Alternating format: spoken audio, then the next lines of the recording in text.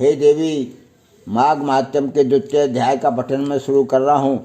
भगवान शंकर ने पार्वती से आगे कहा, हे देवी पार्वती, महर्षि बैखानस के वचन सुनकर महाराजा दिलीप ने नतमस्तक होकर निवेदन किया, हे प्रभु, मुझे माघ मास का महात्म्य विधानता इसके फल का ज्ञान नहीं है और जीव हिंसा के पाप का भी ज्ञान नहीं है। इस विषय में विस्तार पूर्वक बतलाकर आप मुझे ज्ञान कराने की कृपा करें। राजा के वचन सुनकर महर्षि बैखानस ने कहा, हे राजन, रात्रि का अंधकार समाप्त होने को है, शीघ्र ही सूर्योदय होगा, अतः मेरे पास समय नहीं है। तुम्हें भोग और मोक्ष प्राप्त कराने वाले माघ महात्म्य को सुनाने में असमर्थ हूँ। आप स्नान आदि से निवृत्त होकर अपने राजधानी के लिए प्रस्थान कीजिए। आप इस विषय में अपने कुलगुरु महर्षि वशिष्ठ जी से संपूर्ण ज्ञान प्राप्त करें। राजा ने मरे हुए सूरों को सरोवर के समीप ही फिकवा दिया और फिर समस्त सहयोगियों सहित सरोवर में स्नान कर अपने राजधानी के लिए प्रस्थान किया। दूसरे दिन प्रातःकाल महाराज दिलीप ने अपने मंत्रियों सहित महर्षि वशिष्ठ जी के आश्रम में पहुंचकर महर्षि को श्रद्धा सहित नमस्कार किया। महाराजा दिलीप ने हाथ जोड़कर महर्षि वशिष्ठ से निवेदन किया, हे प्रभु, आपने मुझे राजनीति तथा दंड नीति की शिक्षा दी है।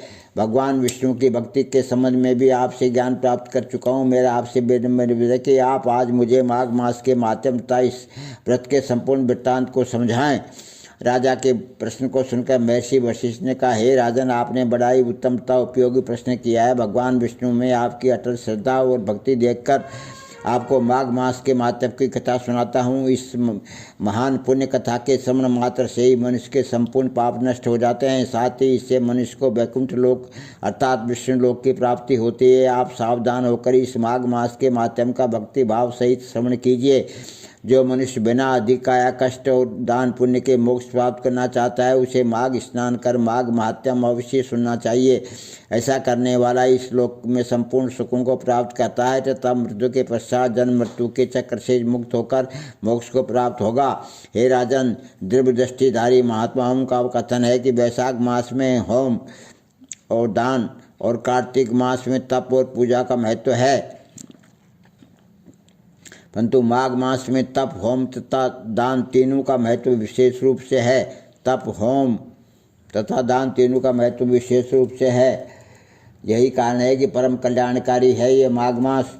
जो माघ स्नान करता है और इस महात्म्य को पढ़ता अथवा सुनता है, वह अवश्य मोक्ष को प्राप्त करता है। प्राचीन कथाएं सुनाते हुए महर्षि वशिष्ठ जी ने आगे कहा, देवी अदिति ने अन्न परित्याग कर निराहार रहकर 12 वर्ष तक माघ मास का स्नान किया, जिसके फलस्वरूप उन्हें 12 तेजस्वी पुत्रों की प्राप्ति हुई। माघ स्नान से ही सुगभा, रोहिणी, अरुधंती महान धार्मिक नारियां दानशिला रूप में विख्यात हुई।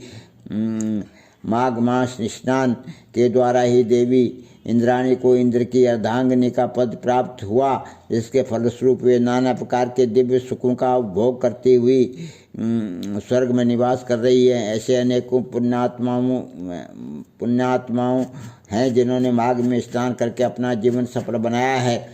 महर्षि वशिष्ठ ने आगे कहा, हे राजन, वे पुण्यात्मा प्राणी धन्य हैं जो उत्तम वाद्य यंत्रों, गीतों तथा कीर्तन से युक्त होकर ईश्वर का ध्यान और आराधना करते हैं तथा मकर के रवि में स्नान कर अपना जीवन धन्य करते हैं।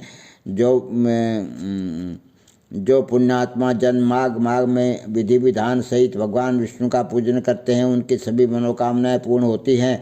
ऐसे पुण्यात्मा माघ मास के प्रताप से पृथ्वी पर सारे सुखों को भोग कर मृत्यु उपरांत स्वर्ग और मोक्ष प्राप्त करते हैं। माघ मास में दान की महिमा बताते हुए वशिष्ठ जी ने कहा, हे राजन, माघ मास में उत्तम दुधारू गो का दान करने वाले मनुष्य गो के रोम कूपों की संख्या बराबर सहस्त्र वर्षों तक स्वर्ग में निवास करते हैं। जो मनुष्य माघ मास में स्नान के पश्चात गुड़ तथा तेल का दान करते हैं, वे समस्त पापों से मुक्त होकर निर्मलता को प्राप्त करते हैं। माघ मास में तिलों का दान विशेष महत्वपूर्ण तथा पापनाशक होता है, अतः प्रयास कर तिलों का दान अवश्य देना चाहिए। माघ मास में स्नान के पश्चात ब्राह्मणों को भोजन कराने वाला मनुष्य अपने पुत्रों को तृप्त करके निश्चित रूप से विष्णु लोक का अधिकारी बनता है। जो मनुष्य माघ में स्नान के पश्चात ब्राह्मणों को जूते, कंबल तथा जलपात्र दान करता है वह बिना संशय के स्वर्ग प्राप्त करता है। जो मनुष्य माघ स्नान करते हैं तथा इसमें यथाशक्ति भरपूर दान करते हैं उनको स्वर्ग प्राप्त होता है। दान से पाप तथा महापातक नष्ट होते हैं। दान से युक्त माघ स्नान श्रेष्ठ और फलदायी है। बिना दान के गृहस्थ की शोभा नहीं है। दान से अधिक पवित्र और श्रेष्ठ कुछ भी नहीं है। यही बात महर्षि भृगु ने मणि पर्वत पर स्थित विद्याधरों को बतलाई थी। दूसरा अध्याय समाप्त। हे देवी, मैंने दूसरे माघ मास के दूसरे अध्याय का जो पठन किया उसको श्रवण करना, उसको स्वीकार करना।